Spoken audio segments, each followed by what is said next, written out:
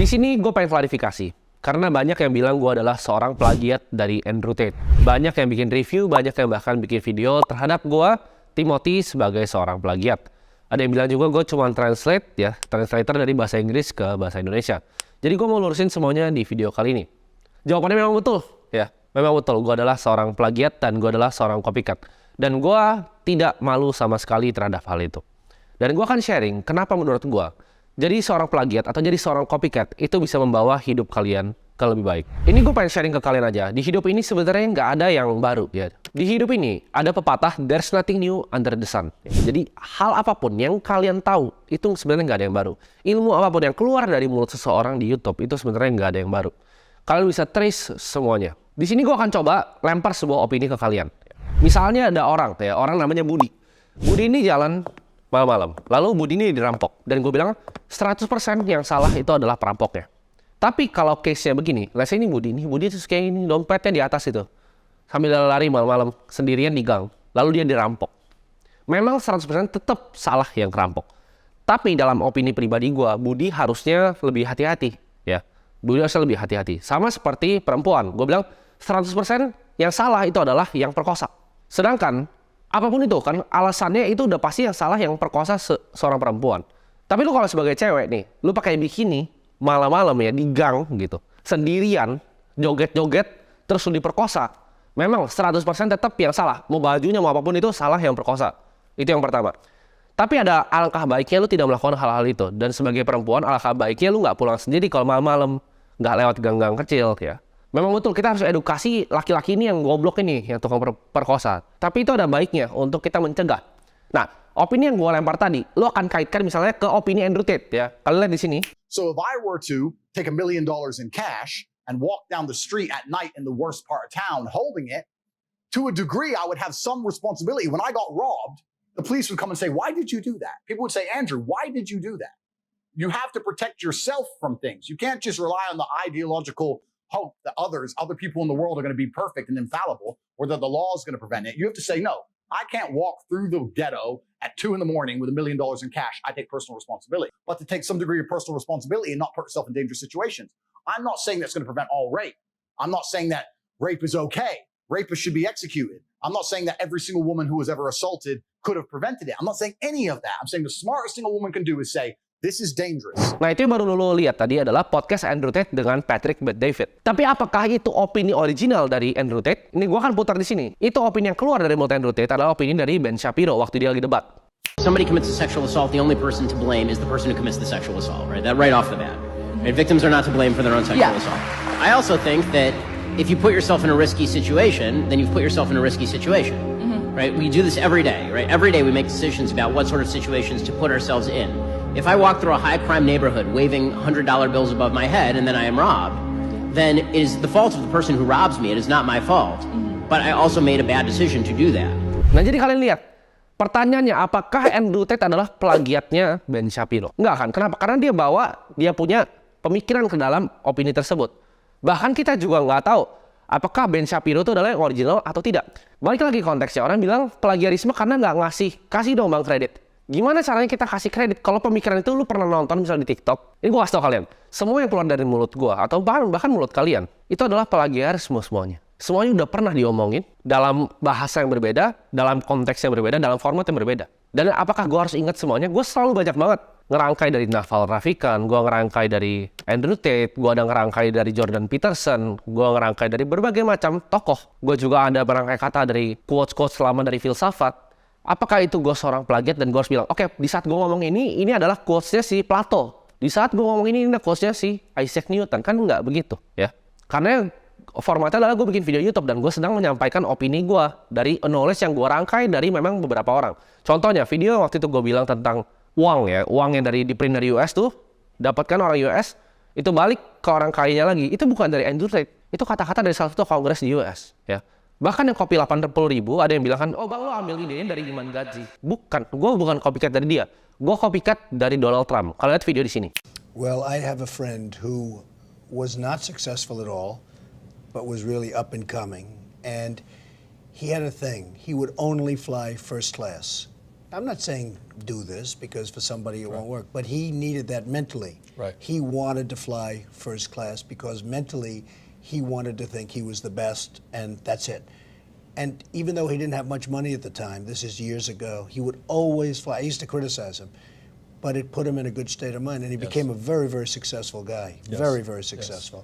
Konteksnya berbeda ya. Konteksnya Donald Trump tuh bukan kopi 80.000. Konteksnya adalah kalau dia ada satu teman yang walaupun gak punya duit, menurut dia ya, gak punya duit, selalu naiknya first class. Dalam itu dia mau kasih tahu bahwa you do whatever it takes untuk fit your brain. Kopi 80.000 itu beneran gue lakukan. Harganya memang bukan 80.000. Kenapa gue ngomong 80.000? Ini alasannya. Karena di bawah, lu kalau ke apartemen gue sekarang ke bawah, itu ada coffee shop. Lu pesan V60 ya, terserah bin siapapun, Japanese drip itu harganya 80.000. Jadi di otak gue kopi itu selalu 80.000 karena gue selalu keluarin 80.000 setiap kali gue bayar kopi. Jadi itu keluar aja langsung dari mulut gue. Tapi konsepnya gue nyontek dari Donald Trump dan ini udah gue aplikasikan di hidup gue lama. Jadi gue nggak cuman aplikasikan di kopi, tapi gue aplikasikan di semua. Ini mungkin agak jahat ya, mohon maaf nih para agen-agen properti. Tapi waktu itu gue kadang suka datang nih ke tempat apartemen yang gue belum mampu untuk beli. Gue datang untuk showingnya doang. Berkali-kali, bahkan ini apartemen yang gue tinggal di sini, gue pernah datang dulu showingnya. Jadi ini hal gue pakai di banyak tempat, mau di showroom mobil, ya. Gue pernah dulu datang ke showroom BMW, nggak mampu, nggak punya duitnya, gue naik Ford Fiesta. Gue salesnya juga kayaknya tahu gue nggak punya duit dan dia juga kayak malas-malas ngeladeninnya. Tapi at least gue bisa ngeliat gitu, dalamnya seperti apa. Kalau kalian mungkin kalian ketawain, kalian kira bego. Tapi hal itu yang gue lakukan dari dulu awal gue masih naik Ford Fiesta, gue kasih tau ya, gue bohongin itu adalah kuda poni. Mustang, sampai akhirnya gue bisa nyetir Mustang beneran. Jadi itu adalah hal yang gue pakai, yaitu gue percaya pada manifestasi. Di saat gue bener-bener pengen sesuatu, dunia akan kasih tahu cara gue untuk mendapatkan hal itu. Kita nggak mungkin punya pemikiran baru, ya. Kita bukan filsafat seperti Aristotle, tapi Aristotle pun dia adalah murid dari Plato. Dia banyak ambil pemikiran dari Plato. Apakah dia plagiat? Bukan kan? Ini sebenarnya lebih gampang konteksnya dijelasin kalau kalian tahu musik ya. Karena gue pemain piano, gue seorang pianis. Gue tahu jelas kalau misalnya lagu pop, ya mau pop Indonesia, pop luar, itu selalu sama. Kalau main di kunci C, let's say, selalu dari A ke F ke C ke G, A, F, C, G. Chordnya selalu sama. Semuanya plagiat. Lu dengerin semua lagu Indonesia, itu pasti ada dari lagu dari Cina diambil, ada lagu dari mana diambil. Semuanya itu plagiat. Mungkin melodinya diganti sedikit gitu. Berapa bar diganti melodinya. Tapi chordnya pun sama semua. Jadi lu mainin chord sama semua nih, lu genjreng di gitar sama semua. Gue bilang A, F, C, G, lu bisa nyanyiin mungkin 1000 lagu. Ya apakah 1000 lagu itu plagiat semua? Bukan. Ya kan? Karena kan gini, mumpung yang lihat gua itu adalah penonton dari Andrew Tate. Tapi let's say orang yang nggak pernah tahu Joe Rogan. Orang Indonesia kelas C yang nggak tahu Joe Rogan. Dia datang ke dalam podcast dari Kobusier, apa yang dia lihat? Wih, ini podcast original. Memang iya, Deddy is a very smart man. Jadi kalau kalian pernah nonton podcast gue sama Deddy, setelah podcast itu gue duduk sekitar 4-5 jam sama beliau. Gue duduk 4-5 jam sama beliau untuk ngobrol. Dia bilang ke gue, waktu itu ya, pas dia masih di TV, setiap hari dia dengerinnya Joe Rogan. Dia nyetir, dia dengerin Joe Rogan. Itu udah kayak NLP, masuk terus. Dia sampai pelajarin. Cara ketawanya Joe Rogan dia pelajarin. Jadi apakah dia plagiat? Enggak. Lu bisa nggak? Lu ngomong Deddy misalnya, oh dia plagiat, setnya mirip sama Joe Rogan. Tapi lu bisa nggak jadi Deddy Kobusier? Jawabannya enggak. Lu bilang gua, oh gue plagiat ya Andrew Tate. Lu bisa nggak jadi gua? Lu bawa opini yang sama, naik Avanza lu nggak bakal laku. Bedanya itu lu sama gua. Ya. Semua yang kalian lihat di Indonesia, ya. Bahkan ini kita coba pakai influencer dulu. Siapa? Original. Raffi Ahmad, Baimo. Lu coba lihat style editannya. Dulu sama sekarang. Sekarang itu udah masuk trennya era-era Korea yang tulisannya gede-gede muncul ada sound effect. Dulu kan nggak begitu. Itu yang pertama populerin adalah streamer-streamer di Korea. Apakah itu plagiat? Ya enggak. Menurut gue itu mereka ngambil referensi. Kita lihat juga contoh ya. Mr. Beast. Oh dia sering borong. Lihat Indonesia. Willy Salim. Buka coba di TikToknya. Tapi yang kelas C kan nggak pernah lihat Mr. Beast. Mereka lihat, wah borong Raffi Ahmad. Ini kalian lihat bionya dia dan bionya Mr. Beast Instagram. Mirip nggak? Apakah plagiat? Menurut gua nggak. And Willy is a very smart guy. Dia orang pintar. Sama seperti Deddy, sama seperti Raffi, sama seperti Baim. Maka dari itu, gue pengen sebenarnya ngasih tahu kalian bahwa untuk kalian bisa sukses, untuk kalian bisa lebih step up di hidup, jadilah seorang plagiat. Coba gue tanya, startup apa di Indonesia yang nggak plagiat? Lu sebutin satu yang original, gue sembah lu. Satu pun startup di Indonesia itu nggak ada yang original. Kita mulai dari Gojek. Gojek itu konsepnya dari siapa? Dari Travis Kalanick, Uber. Tokopedia, konsepnya dari siapa? Dari Amazon, Jeff Bezos. Semua startup yang kalian pernah lihat, dari startup logistik, startup supply chain, antara pernah ada di India, atau ada di Cina, atau di Amerika. Itulah negara berkembang. Kita selalu ngejar mereka dengan copycat mereka. Karena kita ketinggalan selama 5 tahun teknologinya. Ya, di sana IPO-in saham tech udah lama di Nasdaq, kita baru mulai, kita goto. Kita baru dobrak pakai Bukalapak. Industri venture capital kita 2013 masih sepi. Di sana Silicon Valley udah rame. Venture capital apakah nggak nyontek semua? Gue kasih tahu ya, venture capital uang pinter ya, uang pinter itu adalah uang yang nyontek. Di luar ada yang namanya aplikasi namanya Robinhood, kalau kalian nggak tahu untuk trading. Di Indonesia ada ajaib. Bahkan investornya Robinhood ngerti konsep plagiat ini, konsep copycat, di mana hal yang works di luar negeri bisa dibawa ke lokal, ya. Hal yang works di US itu bisa dibawa ke Indonesia. Jadi dari Robinhood dia bawa ke ajaib di Indonesia. Investornya sama, Remit Capital lu cari. Tapi lu nggak tahu kan. Jadi nggak ada yang original di dunia ini. Amati, tiru, modifikasi. Menurut lu kenapa Cina bisa jadi negara superpower? Kenapa Cina bisa jadi bahkan lebih jauh dibanding Amerika pertumbuhan ekonominya? Karena apa? Karena Cina adalah negara copycat. Kalau lu ingat mungkin 5 tahun lalu, di otak lu barang Cina adalah barang copycat. Barang Cina adalah barang palsu. Tapi look at apa yang mereka lakukan sekarang. Apakah bukan mereka ini faktornya?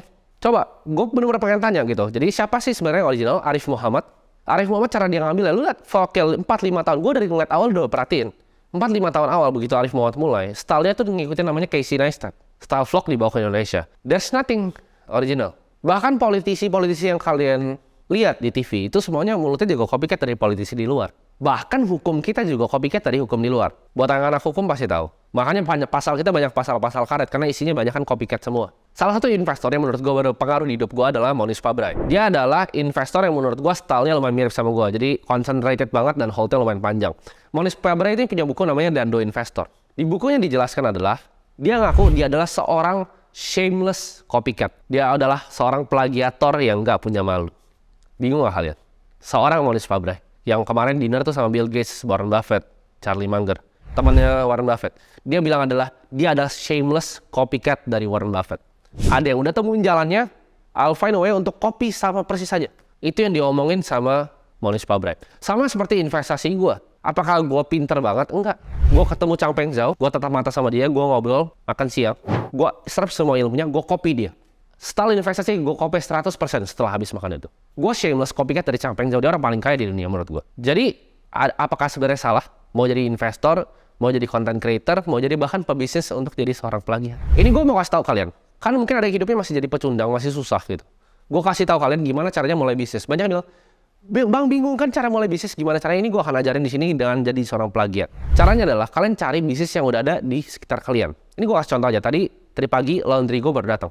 Misalnya itu terjadi sama di kalian, ada laundry baru datang ke rumah. Lu bisa contek bisnis laundry itu. Caranya apa? Lu contek sama persis caranya, terus lu pikir pakai otak lu, how to make it better. Jadi pertanyaannya bukan cuma plagiat, tapi how to make it better atau dibawa ke lokal kalau belum ada. Jadi bisnisnya pernah ada di luar, lu bawa ke lokal. Makanya lu sering travel ke Cina, lu bawa ke Indonesia. Lu kemana? Lu bawa ke Indonesia yang nggak ada di Indonesia. Semuanya gitu. Bubble tea belum boom di sini udah rame. Singkutang datang orang ngantri sampai dipuri sama Gramedia. Kita selalu telat trennya. Kita selalu telat. Pionirnya selalu di luar negeri. Kita akan balik, gua akan balik lagi ya. Gua akan balik lagi ke laundry tadi. Oke, dari laundry nih. Lu mau nyontek bisnis laundry, tapi apa yang harus diperbaikin? Contoh, dia datangnya telat. Dia telat 3 menit. Gimana caranya gue sebagai seorang laundry nggak pernah telat? Itu yang pertama. Kedua, tukangnya rese orangnya. Gimana caranya tukang yang bawain bajunya lebih ramah?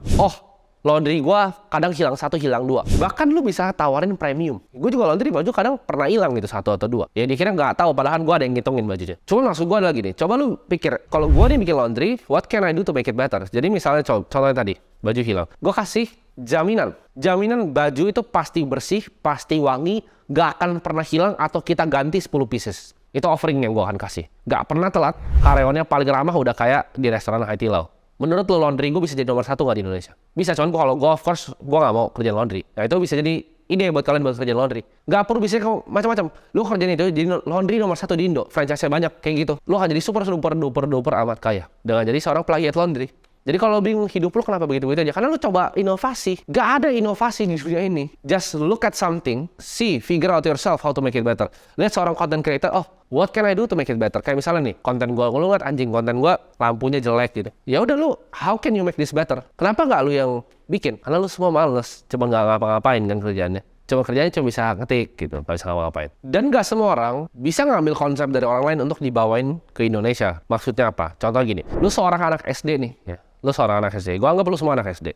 Lu dapat informasi bahwa ada kapak batu, ya gue nggak tahu lah kapak lonjong kayak ada kapak lonjong lah, kita ngomong kapak lonjong. Ada kapak lonjong 500 biji di suatu goa. Lu akan mikir di otak lo, Oh, oke, kapak lonjong 500 di gua. Ya udah, sampai situ, udah selesai informasinya. Kalau lu ngomong hal yang sama ke gua akan pikir secara mosaik teori. Oh, ada 500 kapak lonjong, berarti di situ pernah ada civilization. Kalau gua meram sekarang, gua bisa bayangin di sana itu ada peradaban. Kira agrikulturnya seperti apa? Kok bisa sampai 500 di satu tempat? Karena waktu itu pernah ada manusia yang hidup, yang sisanya cuma kapaknya doang. Tapi nggak mungkin cuma kapak. Dulu mungkin pernah ada rumah, ada segala macam. Kenapa? Karena gue udah mempelajari banyak hal. Gue bisa nyatuin semuanya jadi satu. Lu bisa nggak dari Andrew Tate lu ambil, Jordan Peterson lu ambil lagi dari misalnya filsafat kuno, lu ngambil dari Michael Saylor, lu ngambil dari Monish Pabrai, lu satuin semua jadi sebuah konten dan lu keluarin. Ya of course kalau lu cari mau siapapun, lu sebut gua, orang bikin konten, gua bisa cari semua orang yang ngomong sama kayak dia dengan cukup waktu. Pasti udah ada yang pernah ngomongin. Jadi di sini kesimpulan gue adalah gak ada salahnya untuk jadi plagiat. Amati, tiru, make it better. Find a way untuk modifikasi jadi sedikit lebih baik atau bahkan 10 kali lebih baik. Dan gue percaya hidup lo akan jadi jauh lebih baik. Ini kalau mau dengerin mulut gue akan ngomong sama seperti Monish Pabrai. I'm a fucking shameless copycat. Ya, gue gak malu dengan jadi seorang plagiat. Dan gue bangga menjadi seorang plagiat.